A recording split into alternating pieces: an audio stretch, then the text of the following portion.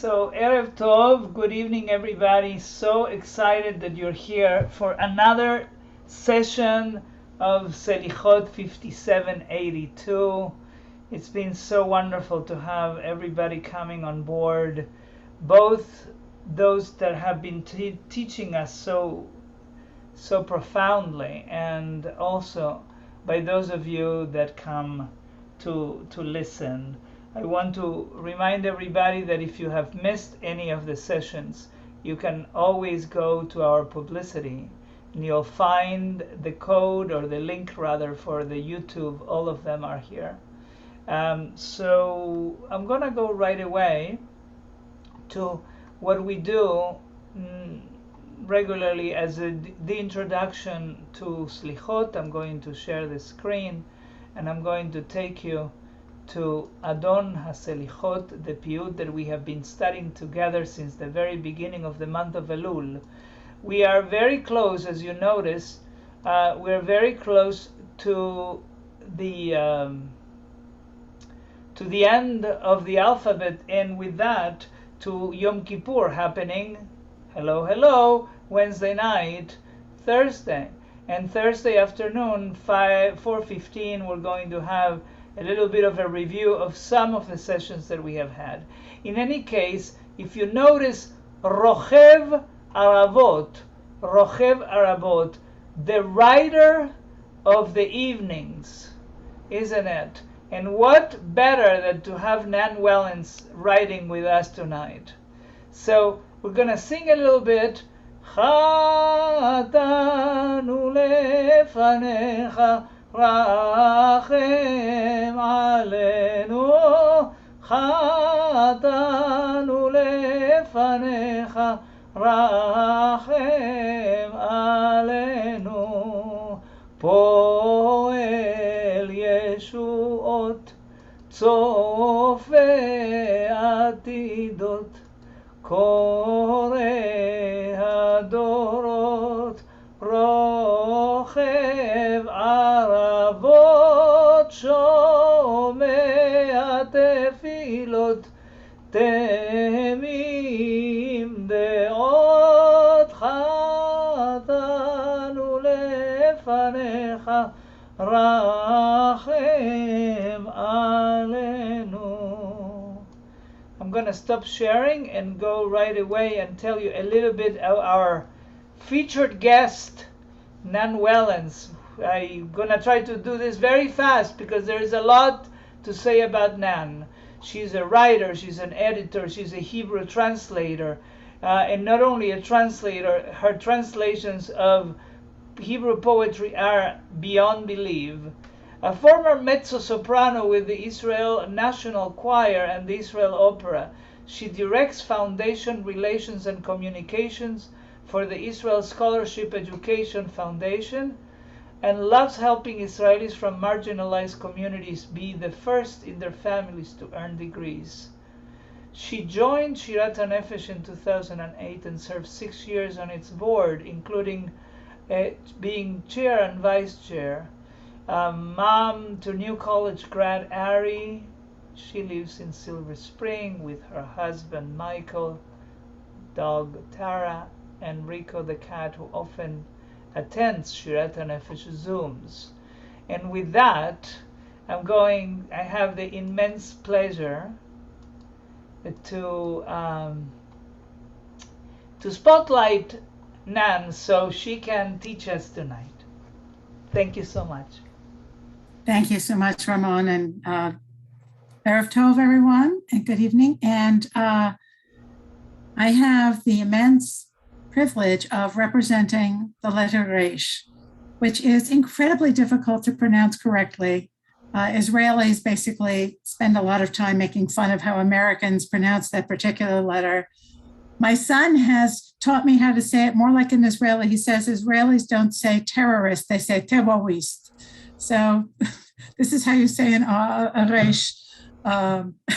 Anyway, I'm going to start sharing my screen here and share sound, optimize the video clip, and let me know if you can't see it. Okay, so Resh, the 20th letter of the alphabet in Hebrew, and its value numerically is 200.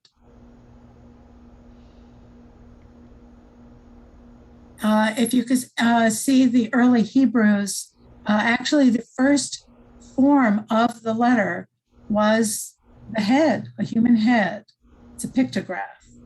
And then you can see the progression from left to right to the modern form that we know today. Some say the design of the letter Resh represents a person who's bent over, a poor person. This ties it to our high holiday theme, Sha'avat Ani'im Ata Tishma. Hear the clamor of the poor, or the outcry of the poor. The numerical value of Resh, as I said, is 200. The Talmud says a poor person may accept charity if they don't have 200 zuzim. I'm sure you're all familiar with zuzim from your Haggadah. But once they have 200 zuzim, they're no longer considered poor. The difference between the letter Resh, which is on top, and the letter Dalet, which is below it, seems small to the naked eye, yet it has cosmic significance. If a Resh is substituted for Dalet in the word Echad in the Shema, the word becomes Acher, which means other. This changes one God, Adonai Echad, to other gods, Adonai Acher, idol worship. The Midrash tells us it is as if one is destroying worlds. So you can see the absolute significance of getting your letter correct. So I like this letter because it pretty much got it all. You've got Ruach, which is spirit, representing your heart and your soul. You've got Rosh, your head, which maybe stands for your intellect, your mind. And you have Rachum, which is the word for compassionate, but it comes from Rechem, which is the Hebrew word for womb. So my question to you to think about, or to imagine, or sort of visualize to yourselves, that the compassionate one whom we call upon on Yom Kippur, El Rachum V'Chanun, El Rachum, the compassionate one, perhaps birthed the world from her Rechem, her divinely compassionate womb. So I originally chose this letter because I wanted to do a little background on one of my most admired and beloved figures in Jewish history, who's called Rav Yehuda Halevi, who lived from 1075 to 1141. And he was a physician, a poet, and a philosopher. And I regard him, and I think many people agree with me, that he's one of the single most outstanding figures throughout Jewish history. He's the premier Hebrew poet of the Golden Age. He wrote nearly 800 poems, not all of them sacred. They're a mix of sacred and secular, but many express the Jewish longing to return to Eretz Yisrael, and they also express the pain of living in exile. For a time, he served as court physician in Toledo. We think he did anyway. There are letters where he complains of being too busy practicing medicine to pursue his scholarship. But at other times in his life, he lived in Muslim cities in southern Spain. Remember, during this period, the control of Spain was constantly shifting between the Christians coming down from the north and the Muslims who were, still holding on to the southern part of the country. The wandering Jew, he never felt safe either in Christian or in Muslim Spain, and yet he flourished there. He wrote Sefer HaKuzari, one of the greatest works of Jewish thought. It's a reasoned defense of the Jewish religion, drawing on all of his deep background, Hebrew and Arabic sources, Tanakh, rabbinics, philosophy, poetry, medicine. He even knew Aristotle through the Arabic translations of the ancient Greek philosopher. But he comes about 50 years before his more famous colleague, who, again, a physician and a philosopher, the Rambam, known as Maimonides. But he had a different approach to the Aristotelian philosophy than Maimonides did. He basically rejected Aristotle in the end. Having spent a lifetime writing poems and piyutim of longing for Eretz Yisrael, at the age of 65 in 1140, He left everything, his prominent position, his family. He left everything for Eretz Yisrael. But at that time, Eretz Yisrael was the Latin kingdom of Jerusalem, run by the French Crusaders.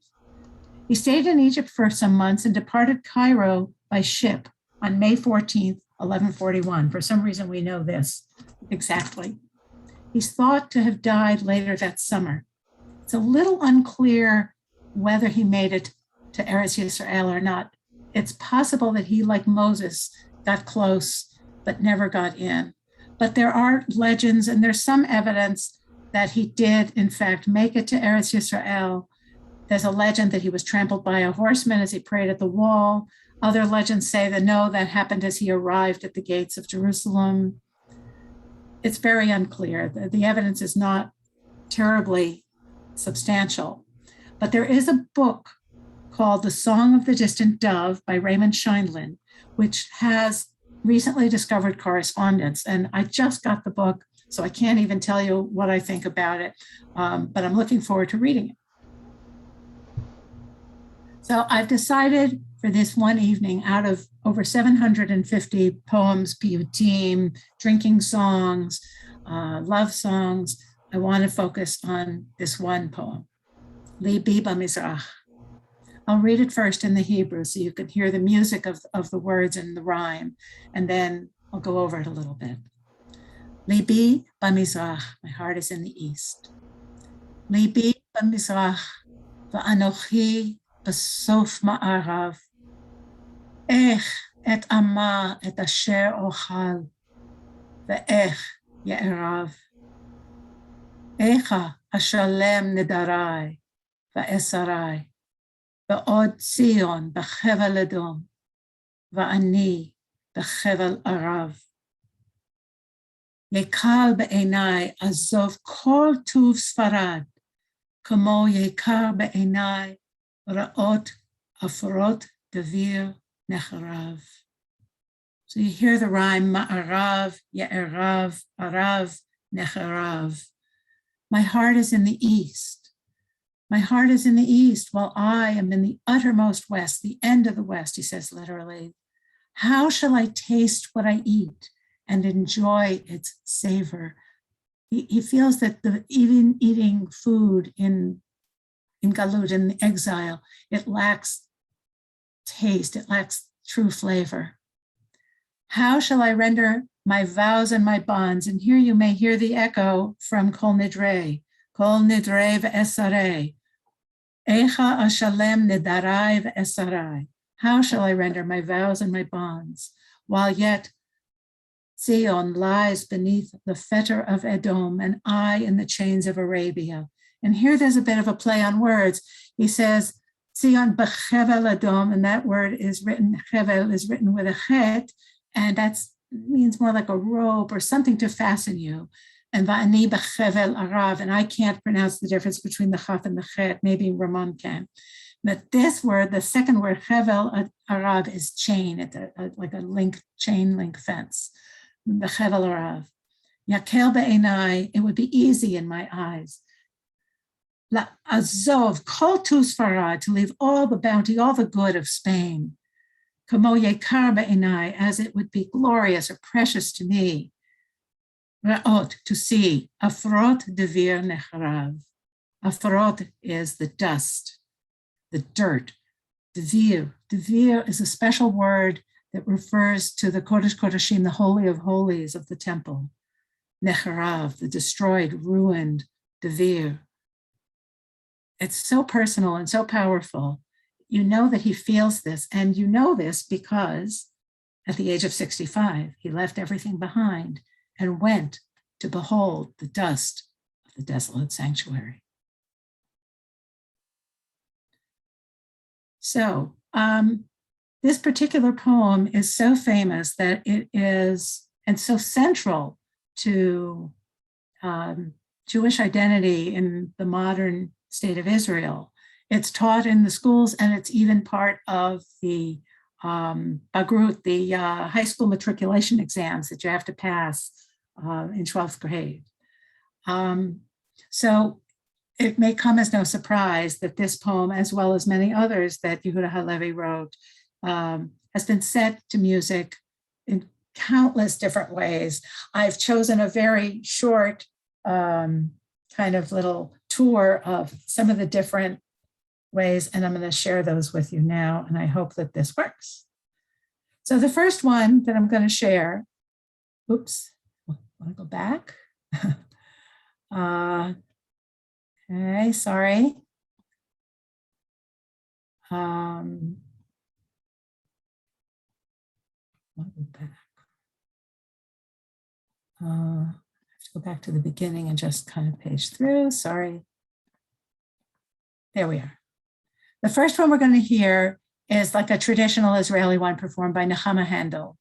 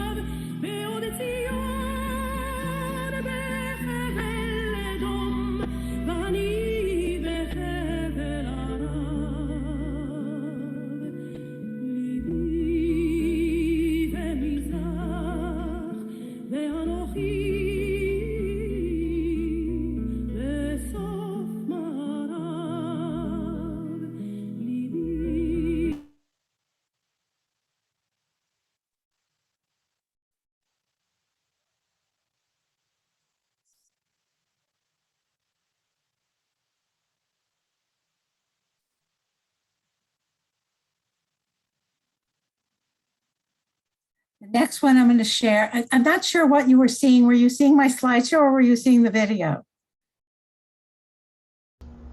We were seeing Eddie.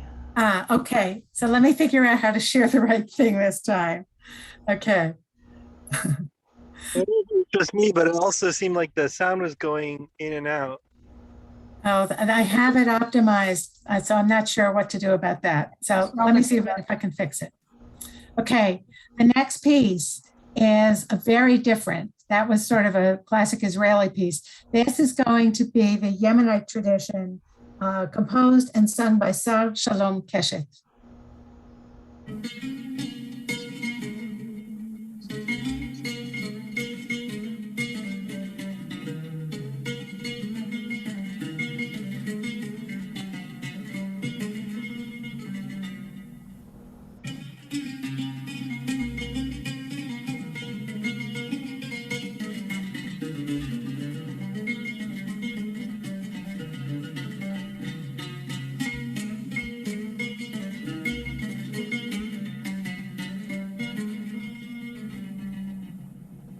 ליבי במזרח ואנוכי בסוף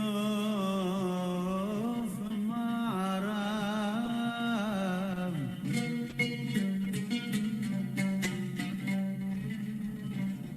איך אטעם את אשר אוכל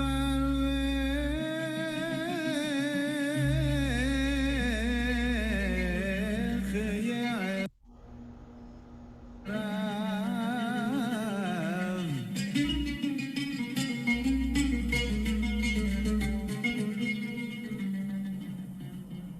איך אשלם לדרי ושרי בעוד ציון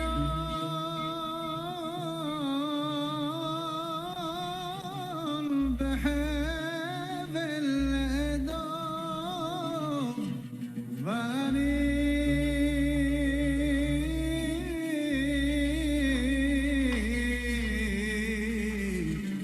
בחבל ערב.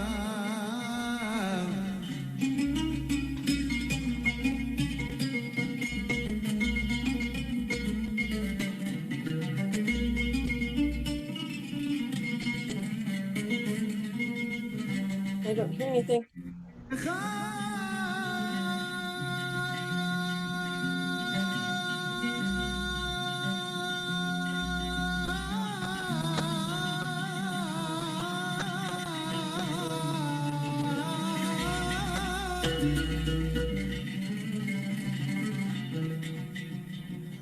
איך אשלם לדרי ושרי בעוד ציון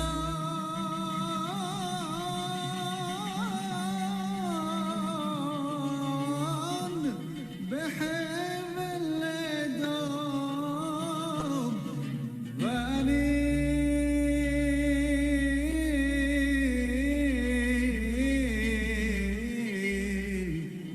בחבל ערב.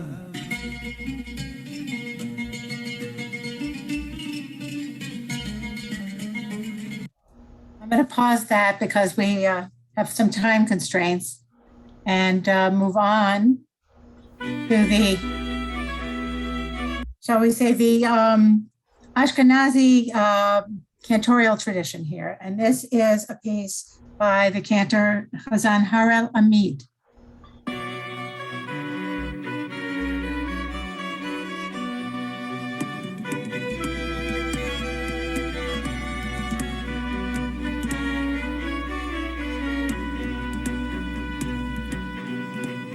ליבי במזרח ואנוכי בסוף מערב.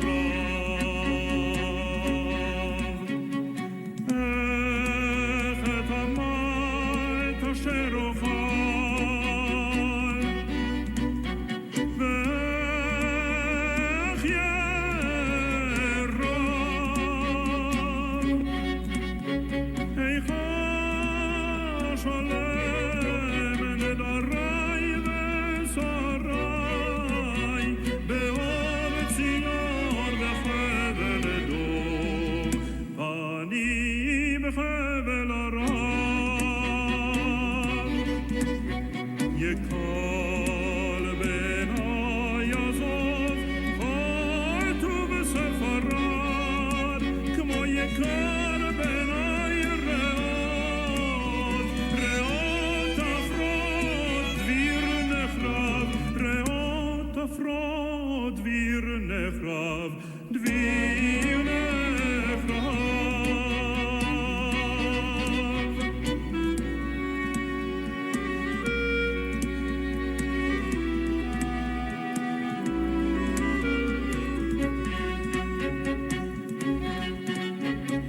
And now for a complete change of pace, we're going to have some sort of Israeli cowboy style music from Daphna. ליבי במזרח ואנוכי בסוף מערב. איך אטעמה את אשר אוכל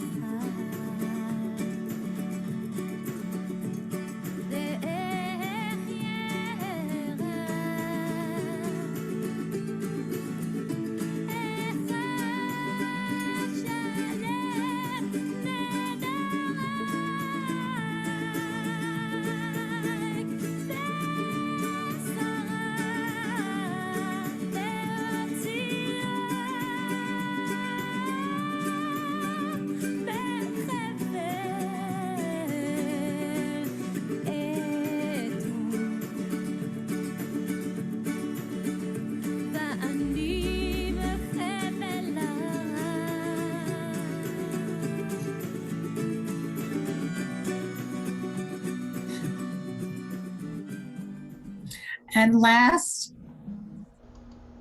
Viva Mizrach, which in a performance at University of Southern California in 2019, which features a young woman playing the kanun. You'll see it it's like a zither in the front. She's been brought over from Yerevan to play this extremely ancient instrument, which, according to everything I've read, dates back to the 19th century BC. And so this is a performance that combines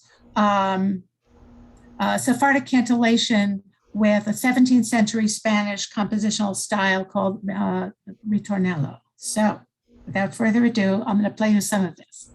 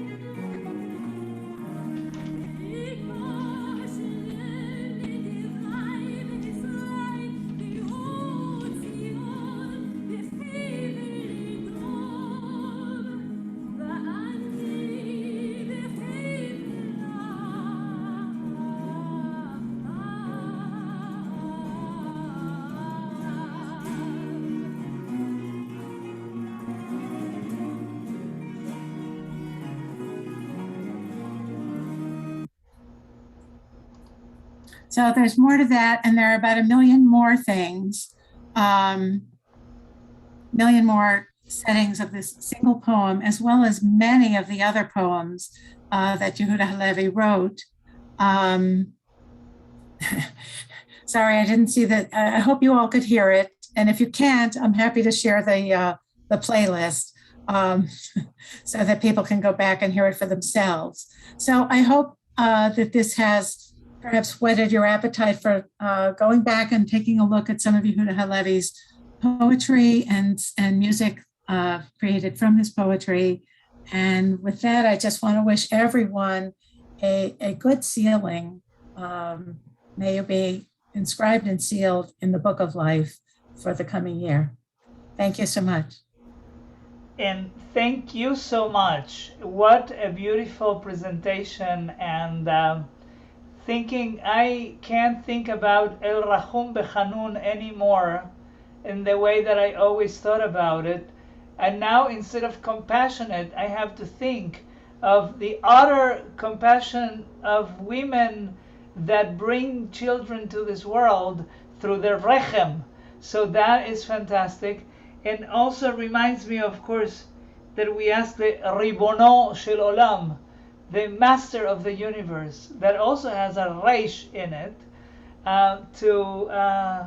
to give us the capacity to make teshuvah, to repent, and to scrutinize our soul and be a little more cognizant of what happens to us and also what happens to everyone else, and look at each other with more humanity. This is why we continue, as you said, with Shabbat Aniyim, with the clamor of the poor. You actually had a better word. I should have consulted with you. You didn't say clamor. You said something. It's an outcry. The outcry. I love that.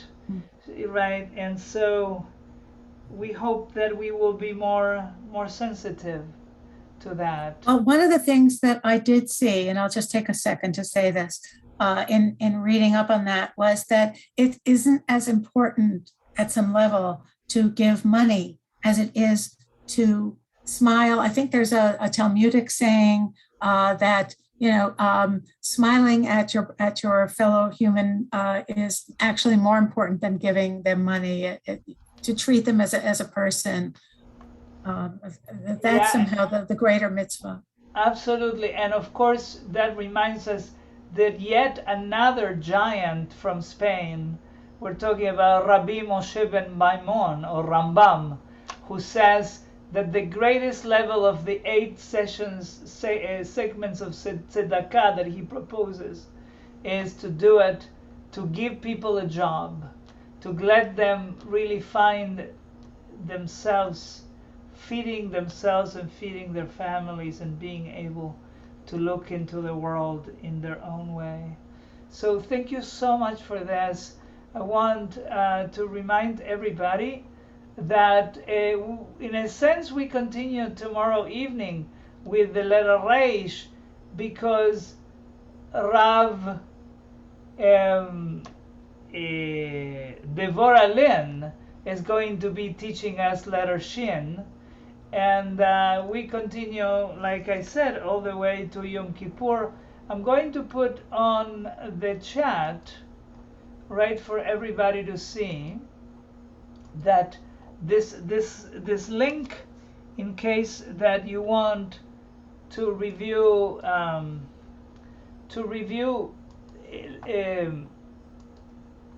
this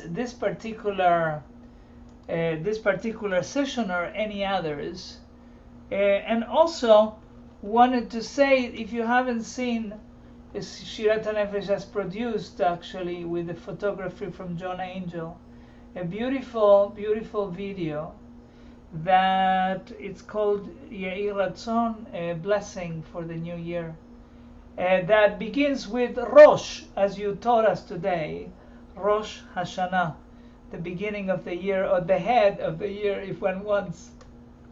Anyway, it's there for everyone to taste if you so want. Anyways, thank you so much for making this evening so spiritual and so moving to all of us. To all of you, I hope you can come back tomorrow. And in any case, have a Laila Tov, a good evening, a restorative one. Thank you all. Good night. Laila Tov.